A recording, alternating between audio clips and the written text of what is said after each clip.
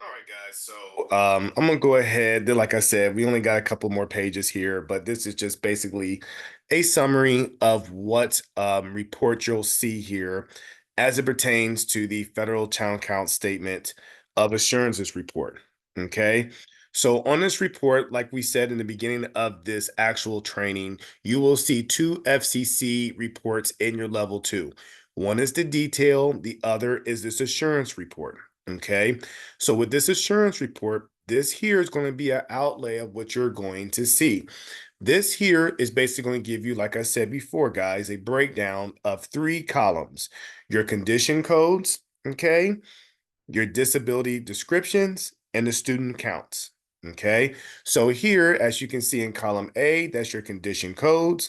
So, for example, if you scroll all the way down there and you look there and the disability condition code 10, that is your SLD disabilities there. Okay, and it gives you in column C the total.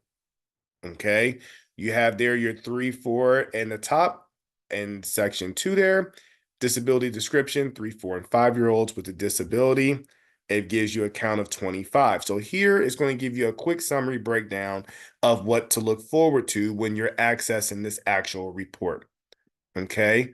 Like I said before, so when you go in your level two, you just click on this report here, which is your FCC statement of assurances report, and it gives you a breakdown in your district of what kids are on what disability. Okay. So in this report here, it only includes students who have a Fed count flag of Y. Okay. So these are all the current up-to-date students who basically ODE is saying, hey, we agree with these disabilities that these students have. These are the kids that are going to show up on this report. Okay. All students aged 3 to 5, which I explained, are in the first category. Students ages 6 through 21 in each disability specific category. So it's going to give you a breakdown of what disability codes these students from 6 to 21 have. Okay. So in the next slides here, they just kind of touch on in terms of using the criteria on the FCC detail report. Okay. And just basically comparing it to the FCC statement assurances report. Okay. So when you are told that the counts on this report are incorrect, you can just filter this report and it kind of gives you a breakdown of basically what these reports are in terms of matching up to disability conditions. Okay.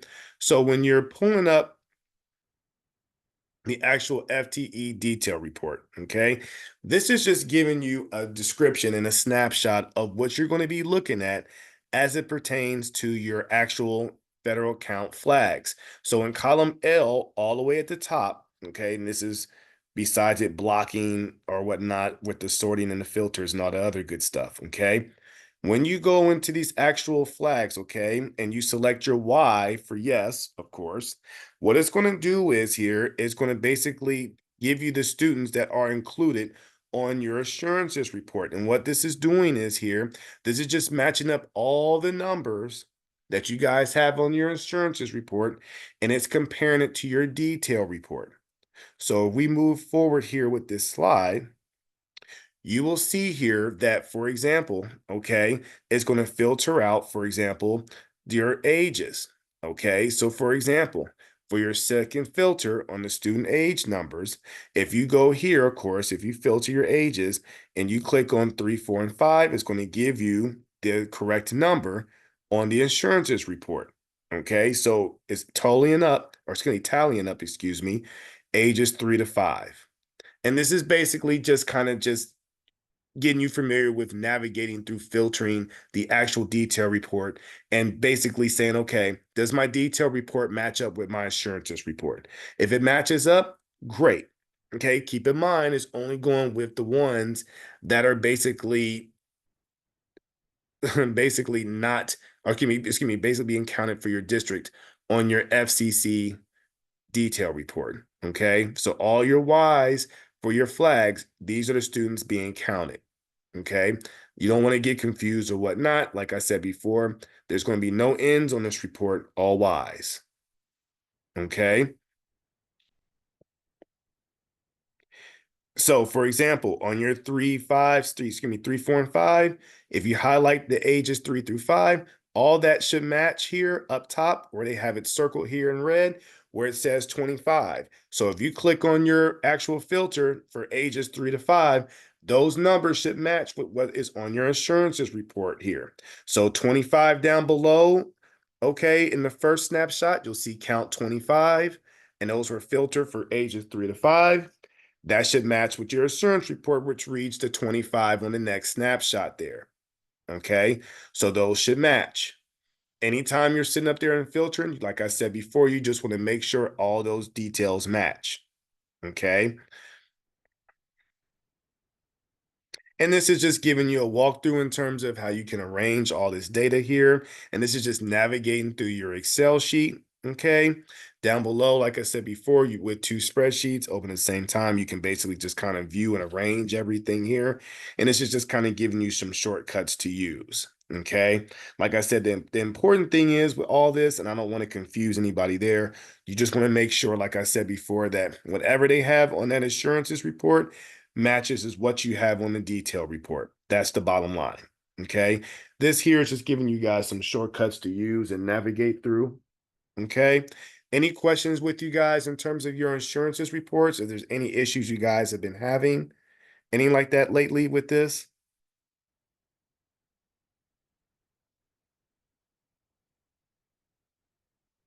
It's quiet. So is that a good thing, bad thing? No.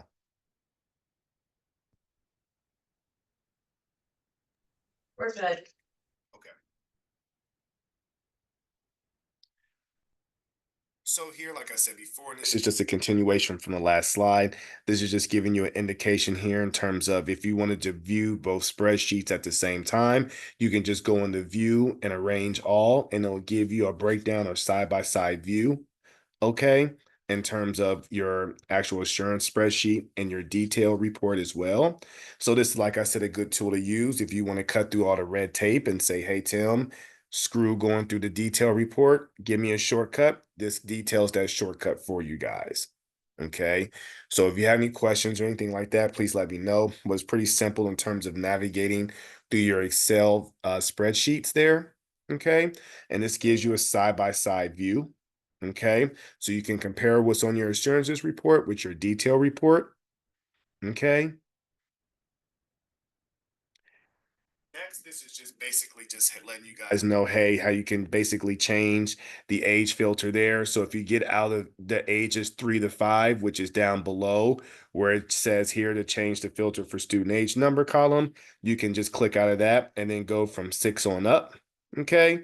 And you can follow the same repeated format. Okay. Down below in the next slide here, what it'll do,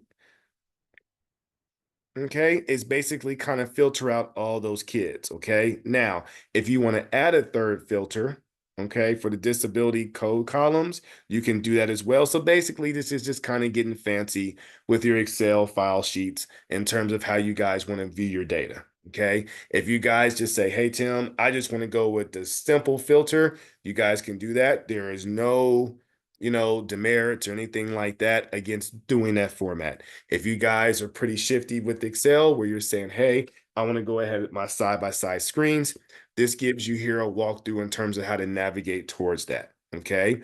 Like I said before, keep in mind that all the students that are going to be shown on this Excel file for your actual assurances report is going to be for the kids who are valid.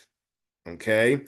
Not the ones, if they're not going to sit there and they have a flag of no, none of these kids are going to show up. These are all for the kids who have the flag of Y. Okay. So keep that in mind. Here, like I said before, this is just giving you a visual here in terms of matching up in terms of your disability. So for example, in the snapshot 1, that is your assurances list. And snapshot 2, okay, if you filter all your kids from 6 on up, okay, and match them with the disability code, okay, down below, you should see a count 7, which is going to be on your Excel file. That should align with the multiple disabilities that's on your assurances list. Okay, so this is just another example of how you can sit up there and navigate through the spreadsheet to where you can have a side-by-side view. Keep in mind that you want to go ahead and navigate through your ages in terms of filtering those ages out so you can get a more accurate count with who is basically on your assurances list as a pair, excuse me, compared to your FTE detail, excuse me, your FCC detail report. Sorry.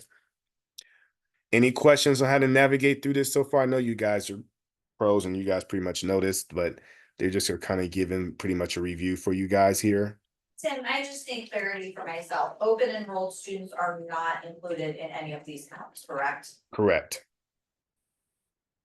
Correct. So these are going to be just the students pertain directly with the district there.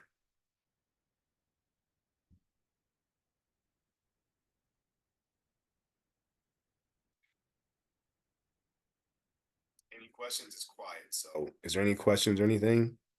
No, I think we're good. It was Okay. my question. Okay. So just to review, this is just summing up. If you can match the data between the two reports using your filters, which a lot of you pros in the room and in the actual Zoom chat, I know you guys got it down pat. So like I said, if you have any questions or whatnot, how to navigate it, just let me know. Just letting you guys know, are you seeing the numbers that other students that you were expecting? And has this data been shared with your district?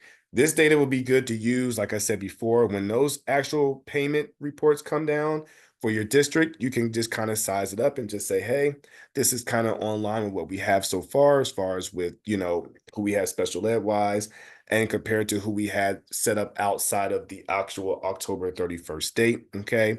That's on a report. So just basically, like I said before, have this as a reference to use moving forward or whatnot, just to make sure that that information is accurate. If it isn't, okay, like I said before, make sure that you're frequent with your submissions to make sure that you can get that data up to date and as accurate as possible. Okay. So in a summary, just to sum everything up, these reports contain just both data to verify and issues to correct. If some of the issues can be corrected and some are simply stating the fact that the student cannot be included in the count, you want to work with your district staff just to verify that the data is both correct and complete. And no errors, keep in mind, doesn't not necessarily mean that your data is accurate. But for the most part, like I said before, for your status code, you guys want to look for that '08 status code. So you guys can kind of say, okay, this is more informational. Time to time, you can basically check up on that data. If there's anything that's out of whack moving forward with the other status codes, you guys can go back and verify and check that data there. Okay. Are there any questions that you guys have pertaining to any of this here? This here is just giving you some resources in which you guys can use. You guys also have the EMIS manual, which can also give you some good pointers as well. And like I said before, if you have any questions, you guys can let me know. But there's any questions that you guys have in the room or in the chat.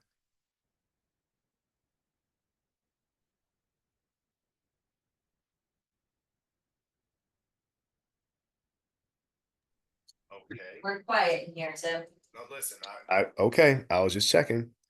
So, and Shelly or Rebecca, you guys can put the link there in the chat there in terms of basically just feedback for the train or whatnot, so they can have that. And if you guys don't have any questions, I will see you guys. I believe Shelly and Rebecca, the train's on the 21st of this month. Correct. Yes. So I'll be up there to see you lovely faces and whatnot before Thanksgiving. And if you have any questions or whatnot, let me know. But I will definitely see you guys on the 21st. So if you don't have any questions or whatnot, I will see you guys later. Thank you, Tim. Have Tim stay on and after. Yeah, just stay on for a minute, Tim, if you can. Yeah, sure.